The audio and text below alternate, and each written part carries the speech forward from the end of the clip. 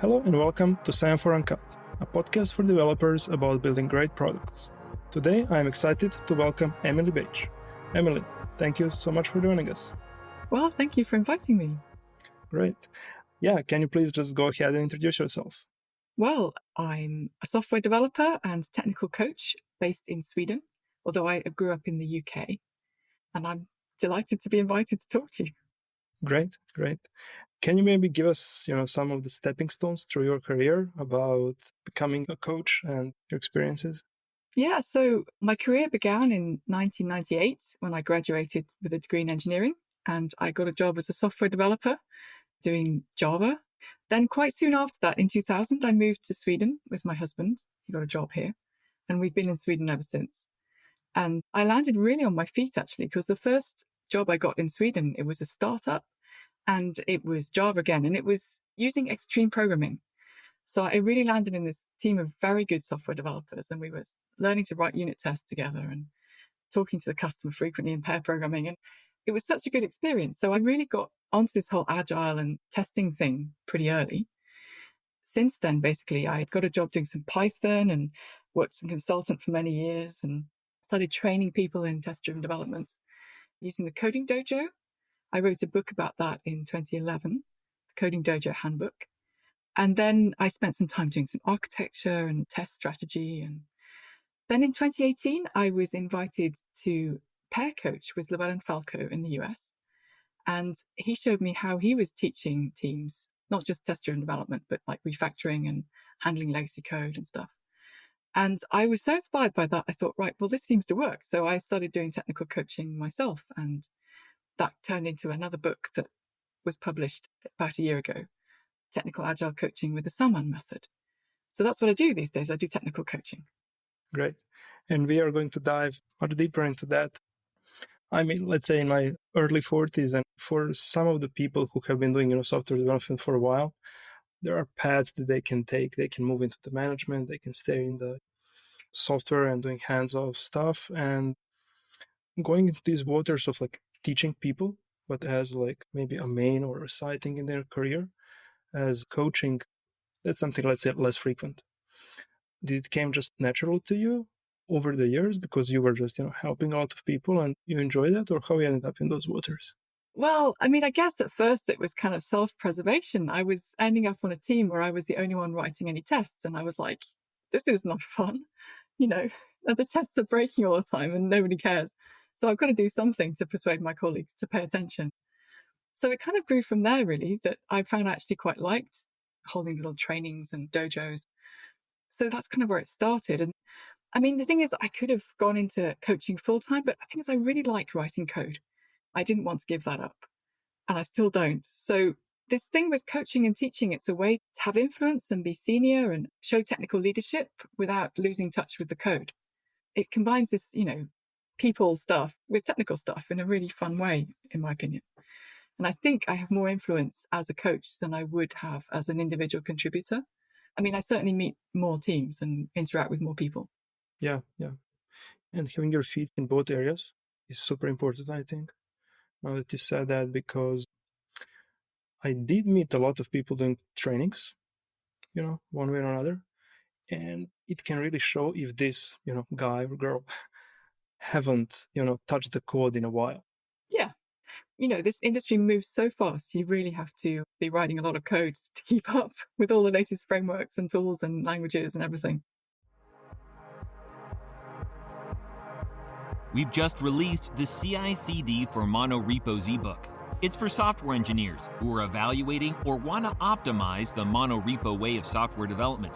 You'll learn how to build a monorepo-first CI/CD pipeline and have a functional microservice application built, tested, and deployed from a monorepo.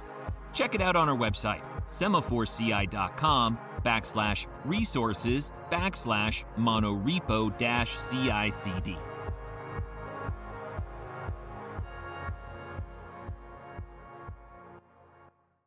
Now that we covered this as a part of the history, we're going to talk about it a bit later, but you also published the book about Samman Method. We don't know anything about it. Please tell us. Well, I made up the name, so you can be certainly forgiven for not having heard of Samman Method. I just felt it needed a name for the way I'm working, just to make it easier to find out more information and find other people who are doing this kind of thing. The name came long after actually the coaching approach, which I've been doing for a few years. But yeah, as I said, Llewellyn Falco was a great inspiration for me. And there's a whole community of coaches who are doing ensemble working, or people call it mob programming as well, with teams as a way of transferring knowledge and skills and writing better code and having more fun at work. So that's a major part of the Samman Method is doing ensemble working. That's the whole team programming together on one task and delivering that code, trying to get everyone in the team to contribute to that piece of code so that we get the best of all of us into it.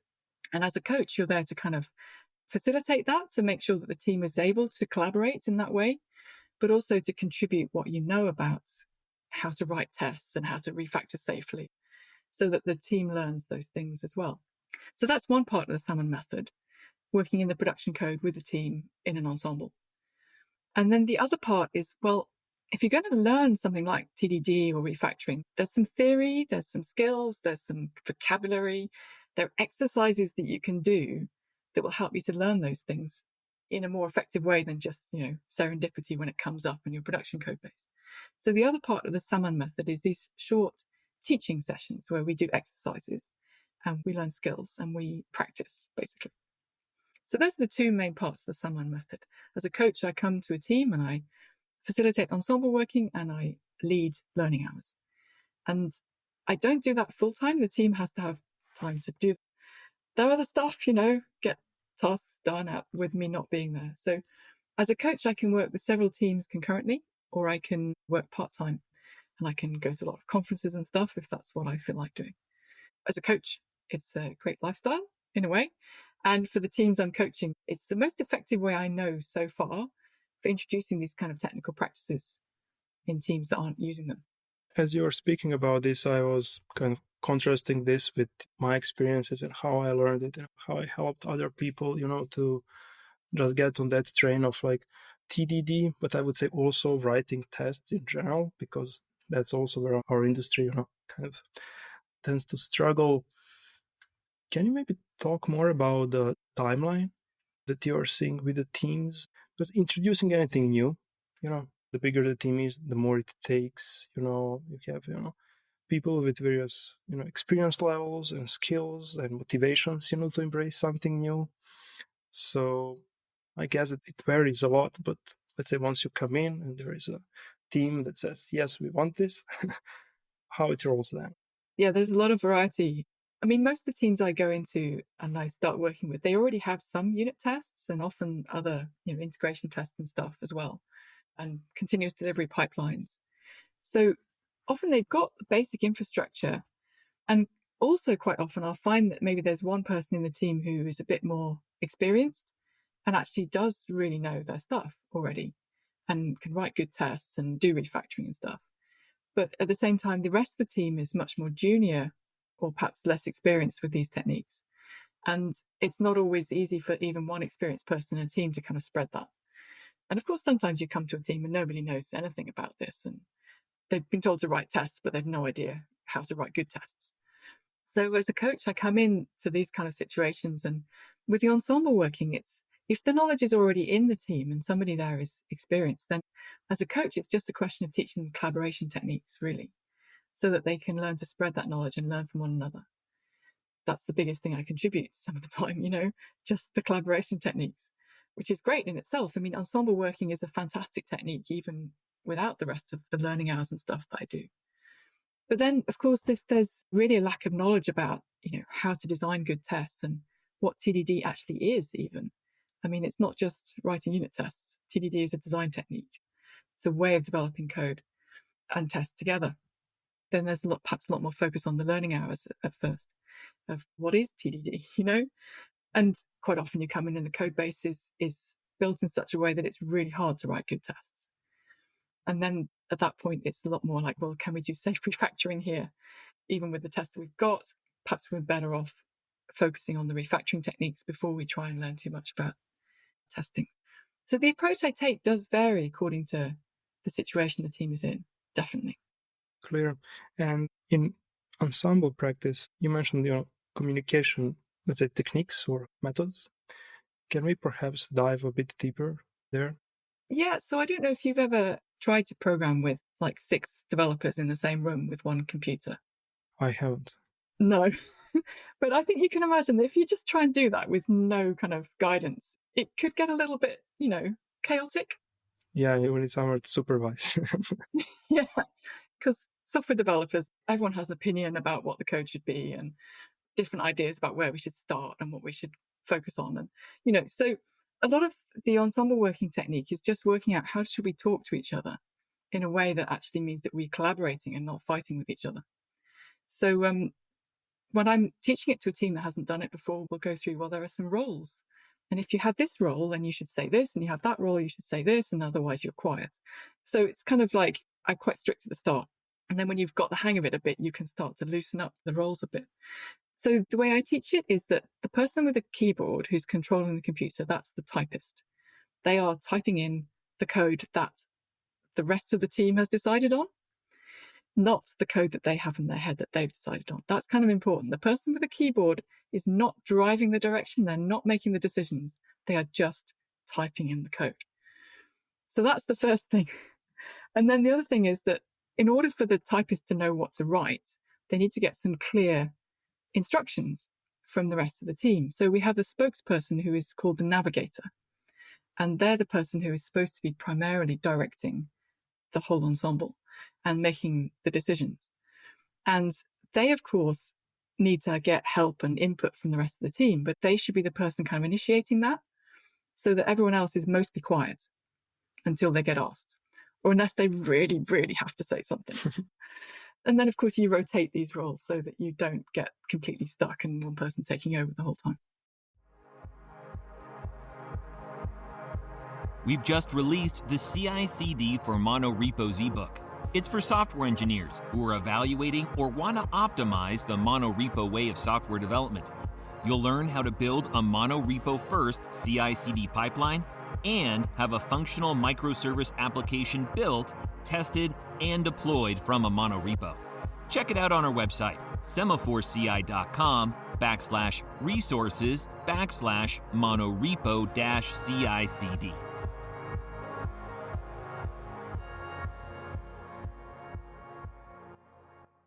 And what's the duration of the session? You do it for an hour and then there is a break, or? Yeah. I would definitely take a break every hour for at least a few minutes. But when I'm coaching a team, we normally do a 2-hour session on the ensemble. And I think if you're a beginner, that's a nice length, 2 hours, with a short break in the middle. And then when you've got used to the technique a bit, maybe you can vary that. But yeah, that's a good place to start, 2 hours. Yeah, and on the topic, okay, what we are going to work on, because they have much deeper insight into their code base. I understood that you are working on their code base, so this is not something which is, examples or, fictional. Yeah. I mean, if you've really never done ensemble working before, it can be useful to begin with toy code Carter's exercises, just because it makes it so much easier to focus then on the communication patterns rather than the code. But you do progress. Yeah. As a coach, I'm hoping to get to the point quite soon that we can go into their code base. The thing is with something like refactoring and TDD, you can do it on example code relatively easily. After a few sessions, you can be kind of competent. But then you go to your production code and suddenly it's like, wow, this is so much harder. And that's the point where you really need somebody with a bit of experience like me to come in and help just say, okay, this is not straightforward, but trust me a bit. Let me navigate for a minute and help you get started with this test. I think we need to focus on refactoring, and try and prompt them into doing in small steps and committing often. But yeah, you need to get some assistance, I think, in a lot of production code situations from someone with experience. Yeah, clear. And then this would go on for like once, twice per week, and then for a couple of weeks, or? Yeah, so I mean, when I started doing this, it was like, we'll do 2 weeks, 10 days, and then we'll have a break and then come back and do another 10 days. But I found that it works better for me to spread it out more, 10 days over 3 weeks, 10 half days, in fact. And then I'm working with one team now where we're just like doing 1 session a week. So I think frequency is up for negotiation. It's partly how quickly the team wants to get input and how much they are managing themselves, I guess. Yeah.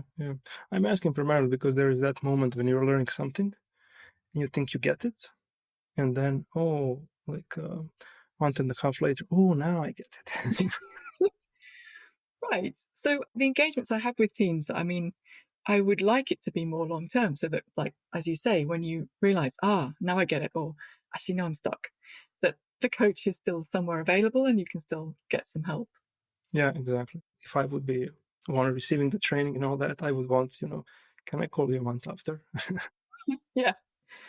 Learning takes time, it takes practice and effort. And actually, it's not just learning new skills, it's a whole culture change that you're trying to get.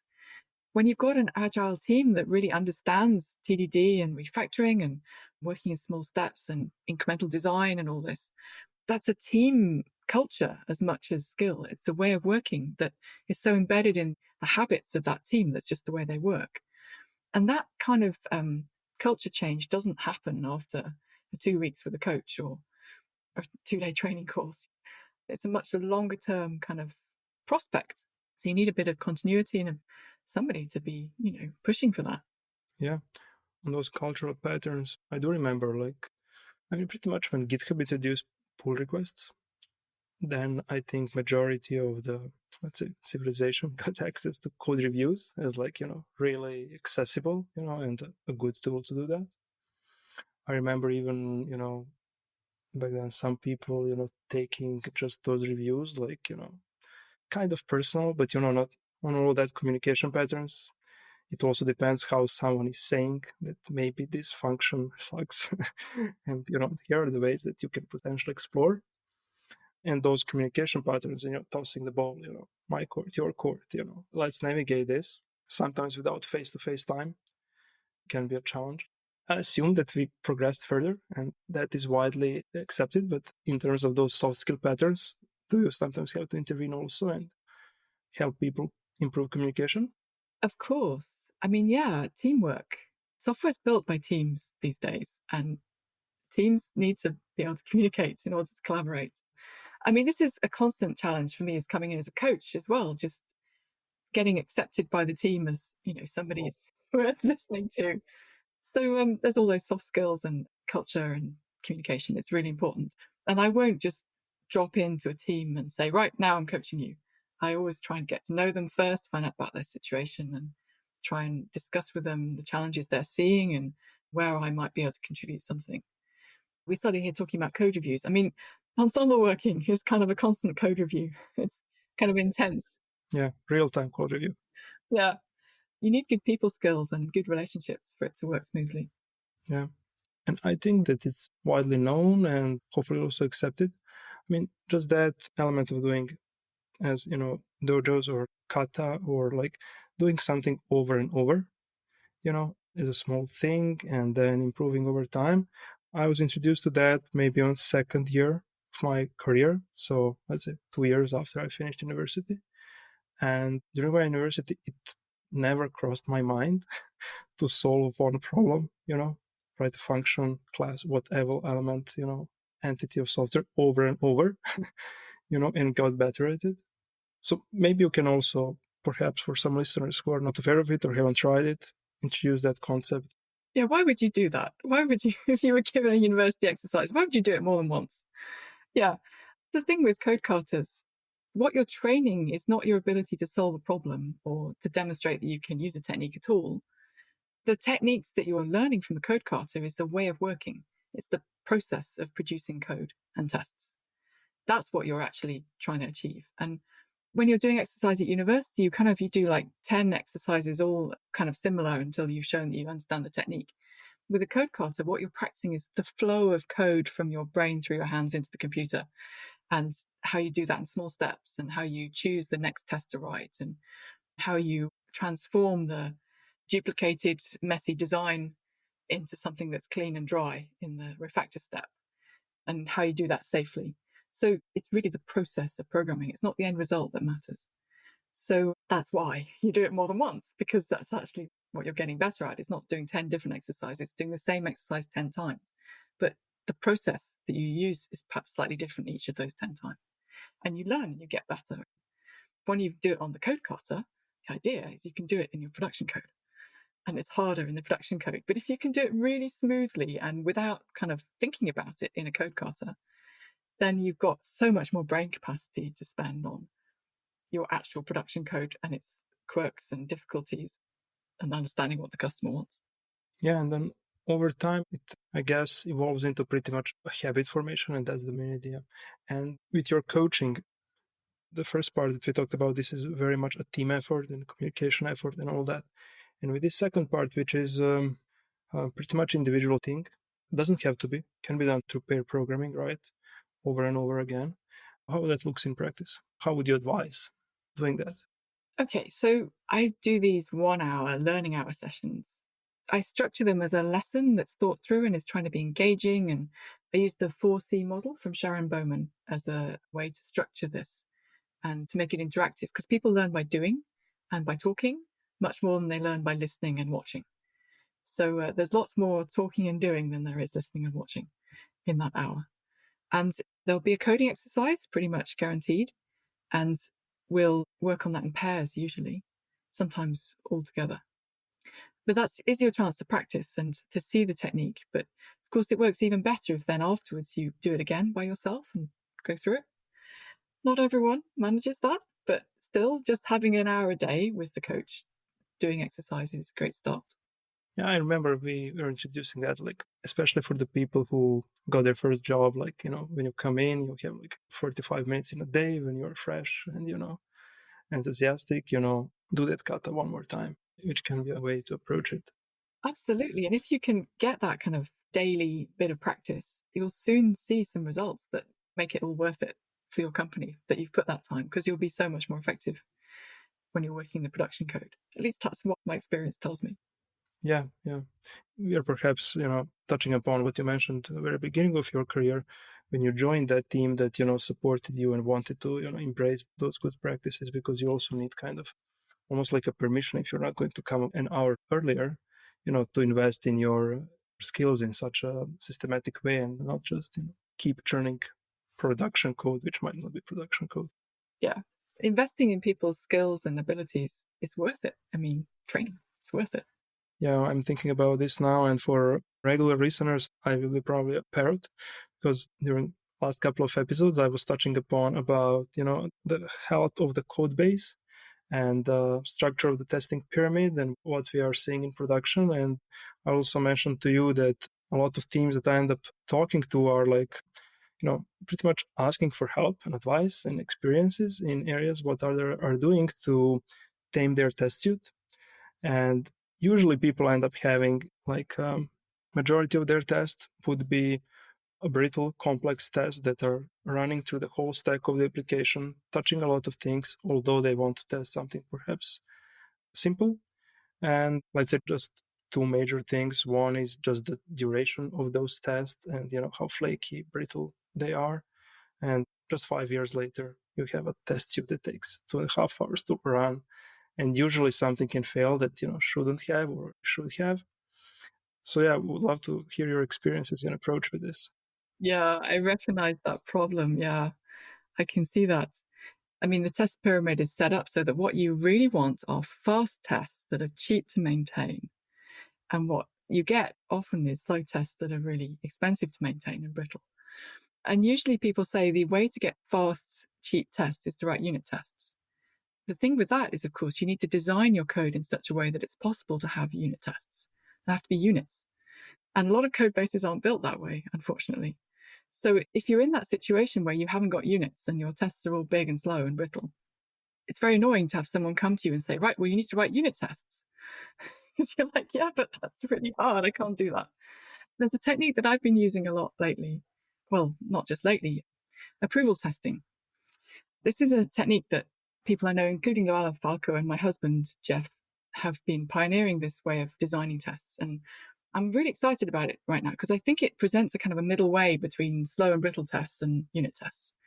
But it does involve architecting your system slightly differently so that you can extract these kind of big units, I guess, or subsystems. And there's a lot more to be written about this, but I'm really excited. I've just been designing a new training for O'Reilly about this technique. I've called it hands-on agile software testing, and it's really about architecting in a way that enables this kind of testability with approval testing. I'm kind of waffling inanely at the moment. I can hear myself. But I'm really excited about this because I think it's going to help so many people, this kind of technique. And it's one of the things I introduce often when I'm working with a team who I can see hasn't got units and refactoring is difficult.